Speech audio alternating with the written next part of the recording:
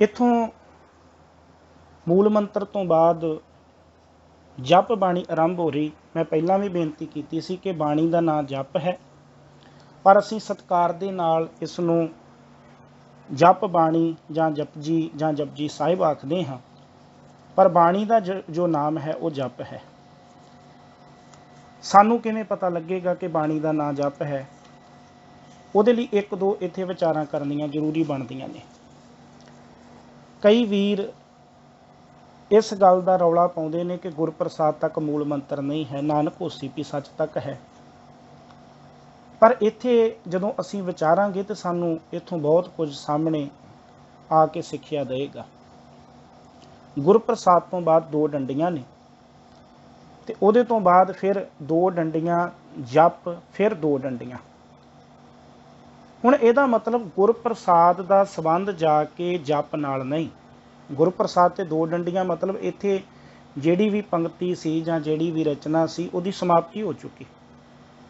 ਉਹਦੇ ਤੋਂ बाद फिर दो डंडियां पै के जप ते फिर दो डंडियां, ਇਹ ਸਾਨੂੰ संकेत है कि ਇਹ कुछ अलग है। ਉਹਦਾ संबंध ना तो जाके आद सच ਦੇ ਨਾਲ है ਤੇ ना ही ਉਹਦਾ संबंध गुरप्रसाद ਦੇ ਨਾਲ है। आप जी ਜਦੋਂ पोथी लैके गुटका साहब लैके दर्शन करोगे तो बड़े ध्यान दे नाल दर्शन करने कि गुरप्रसाद तो बाद दो डंडियां ने, ਉਹਦੇ ਤੋਂ बाद फिर अगे दो डंडियां ने जप, फिर दो डंडियां ने, फिर ਉਹਦੇ ਤੋਂ बाद अगे जाके आउंदा है आद सच जुगाद सच। ਇਹਦਾ मतलब कि गुरप्रसाद तक ही मूल मंत्र है। फिर दूसरी गल, जे मूल मंत्र नानक होसी भी सच तक सी ते गुरु ग्रंथ साहिब दे विच एक अद्धी वारी किते होर आ जांदा, पर सारे गुरु ग्रंथ साहिब जी दे विच संपूर्ण मूल मंत्र 33 बार आया है। और 33 वारी गुरु ग्रंथ साहिब जी दे विच जिहड़ा संपूर्ण मूल मंत्र है वो गुरप्रसाद तक आया है। किते एक भी वार नानक होसी भी सच तक नहीं आया। फिर ਉਹਦੇ ਤੋਂ बिना जिहड़ा लगभग 568 वार 33 वार संपूर्ण मूल मंत्र, ਉਹਦੇ ਤੋਂ बिना बाकी एक ओंकार सतनाम करता पुरख गुरप्रसाद 8 वार, एक ओंकार सतनाम गुरप्रसाद 2 वार, 525 वार एक ओंकार सत गुरप्रसाद। जे मैं गलत ना होवां ते ਇਹਦਾ मतलब लगभग 568 वार के करीब ਜਿਹੜਾ मूल मंत्र आया वो एक ओंकार तो आरंभ हो रहा तो गुरप्रसाद से संपूर्ण हो रहा। ਇਹਦਾ मतलब मूल मंत्र ਜਿਹੜਾ है वो गुरप्रसाद तक है। ये गुरु ग्रंथ साहिब जी दे विच एक ओंकार तो सतगुर प्रसाद तक आया, जिन्नी बार भी आया गुरप्रसाद तक आया। सब तो वड्डा प्रूफ सानू इत्थों मिल रहा। दूसरी गल, जपजी साहिब की आरंभता तो पहला गुरप्रसाद तो बाद दो डंडियां, फिर दो डंडियां, फिर जप, फिर दो डंडियां। ये सानू गल ध्यान दिवा रही कि गुरप्रसाद के नाल जप का संबंध नहीं, तो फिर ਉਹਦੇ ਤੋਂ बाद आद सच जुगाद सच का जप के नाल संबंध नहीं। दो डंडियां ਜਿਹੜੀਆਂ ਉਹ दस रही कि ये एक अलग तो स्वरूप है। एक मैं उदाहरण होर आप जी के नाल सांझी करा। जे आपां ਮੰਨਦੇ ਹਾਂ कि नानक होसी भी सच तक मूल मंत्र है, फिर सानू ये कित्थों पता लग रहा कि इस बाणी का नाम जप बाणी है जां जपजी साहिब है? कित्थे लिखिया इस बाणी का नाम जपजी साहिब है? जबकि बाकी जिन्नियां भी बाणियां ने उन्हां बाणियां दे उत्ते बाणी का नाम लिखिया है। मैं कुछ क बाणियां का जिक्र करा।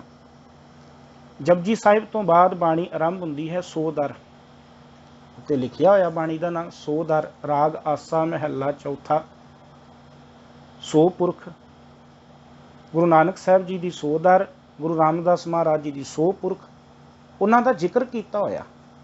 मैं एक बारी पढ़दा ताकि तुहानू भी दृढ़ता हो जाए, आप भी पोथी लैके दर्शन कर लियो। राग आसा महला चौथा, सो पुरख। हुण सो पुरख सानू इहो गल ही कह रहा ना कि ये बाणी जिहड़ी है ये बाणी का नाम है। ये बाणी के अधीन अगे 4 शब्द ने। तो जदों आपां सोदर की गल करते हैं तो सोदर दे विच भी इस तरह बिल्कुल सोदर बाणी की आरंभता जदों हो रही तो उत्थे भी गुरु नानक साहब महाराज जी ने इहो ते शब्द वरतिया ना कि सोदर राग आसा महला पहला, एक ओंकार सत गुर प्रसाद। सोधर बाणी का नाम। इस बाणी के अधीन 5 शब्द ने, इस बाणी के सिरलेख के हेठ 5 शब्द ने, पर बाणी का नाम पहला आ गया सोधर। फिर सो पुरख ਉਹਦੇ सिरलेख हेठ 4 शब्द ने। फिर ਉਹਦੇ ਤੋਂ ਬਾਅਦ सोहिला साहब, ਉੱਥੇ भी लिखिया सोहिला राग गौड़ी दीपकी महला पहला, भाव कि सोहिला साहब बाणी है। फिर ਉਹਦੇ ਤੋਂ ਬਾਅਦ ਅੱਗੇ ਚੱਲੀਏ ਤੇ ਅੱਗੇ ਅਲਾਣੀਆਂ ਬਾਣੀ ਆਉਂਦੀ ਹੈ, ਉੱਥੇ ਲਿਖਿਆ ਅਲਾਣੀਆਂ। ਘੋੜੀਆਂ ਬਾਣੀ ਆਉਂਦੀ ਹੈ, ਲਿਖਿਆ ਬਾਣੀ ਦਾ ਨਾਂ ਘੋੜੀਆਂ।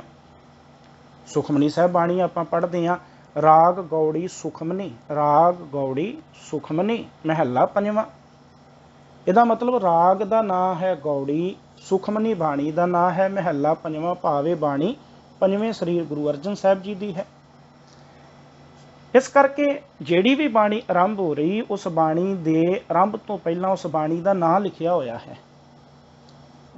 तो जे ਆਪਾਂ ਇਹ ਕਹਿੰਦੇ ਆ कि मूल मंत्र ਤੇ नानक होसी भी सच तक है, तो फिर सानू किवें पता लग रहा कि इस बाणी का नाम जप है। इस करके प्यार वालिओ, इस बाणी का जो नाम है वो जप है। ये सानू इत्थे लिखे हुए जप शब्द तो पता लग रहा कि इस बाणी का नाम जप है। इत्थे जप के पप्पे नू औंकड़ भी है, जो कि नौन पुलिंग है, एक वचन है।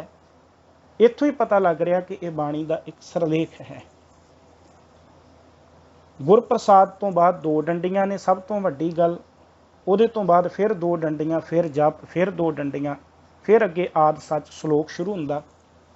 और ਜਦੋਂ ਸੁਖਮਨੀ ਸਾਹਿਬ ਦੀ ਬਾਣੀ ਪੜ੍ਹਦੇ ਹਾਂ, ਉਹਦੇ ਵਿੱਚ श्लोक आद सच जुगाद सच है भे सच नानक होसी भे सच, ਉੱਥੇ श्लोक ਦੇ ਨਾਂ ਹੇਠ ਇਹ श्लोक ਲਿਖਿਆ ਹੋਇਆ। ਇਹਦਾ मतलब ਉੱਥੇ ਵੀ ਉਹ श्लोक है ਤੇ ਇੱਥੇ ਵੀ ਇਹ श्लोक है। इस करके आद सच जुगाद सच श्लोक है। मूल मंत्र गुरप्रसाद तक है। जप इत्थे जो है ये बाणी का नाम है। इत्थों अगे बाणी की आरंभता हो रही है। तो इस बाणी दे विच 38 पौड़ियां ने। इस बाणी दे 2 श्लोक ने। पहला श्लोक आद सच जुगाद सच, और दूसरा श्लोक अखीर ते पवन गुरु पाणी पिता माता धरत महत। आपां ने इस बाणी की बड़े ध्यान दे नाल विचार करनी है। हाँ, ये जरूर मैं बेनती करांगा कि आपां किंतु परंतु दे विच नहीं पैना। जे कोई नानक होसी भी सच तक भी पढ़ता है, मुबारक है, पर विचारक तौर ते, समझ दे तौर ते जिहड़ा ये मूल मंत्र है ये गुरप्रसाद तक है। ਇਹਦੇ ਤੋਂ बिना ਜਿਹੜੇ गुरु साहिबाना ਦੇ कई हुक्मनामे भी लिखे मिलते हैं, उन्होंने ਦੇ ਉੱਪਰ भी ये गुरप्रसाद तक ही गुरु साहब ने हुक्मनामे लिखे हुए ਜਿਹੜੇ ਨੇ ਉਹ ਮਿਲਦੇ ਨੇ।